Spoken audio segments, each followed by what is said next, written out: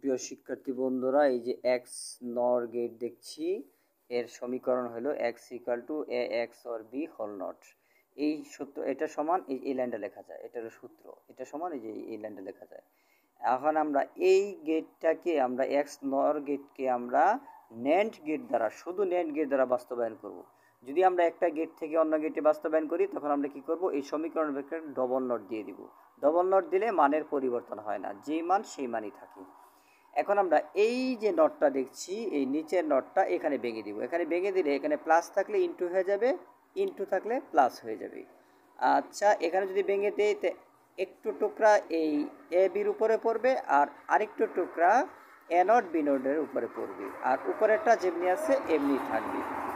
এখন লক্ষ্য করো, আমরা এই নটটা ভেঙে দিলাম। এখন আমরা দেখো A B not AND gate, NAND gate হয়ে গেছে। আবার এ নট বি নটে আবার ন্যান্ড গেট হয়ে গেছে।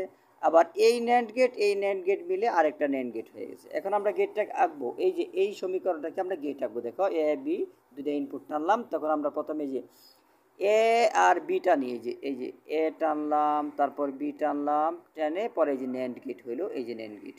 তারপর আবার এ নট বি নটটা নিয়ে এ নট, এই যে বি নট টানলাম, এটা কিন্তু ন্যান্ড গেট দিয়া আমাকে টানতে হবে। আবার এ যদি এরকম বলতে পারো যে এ নট তো এইভাবে হইতো, এই যে দেখো এ নট তো এভাবেও হয় না, এই এন্ড, এটা তো এন্ড নট গেট, এর নট সবগুলো ন্যান্ড গেট হইতে হবে।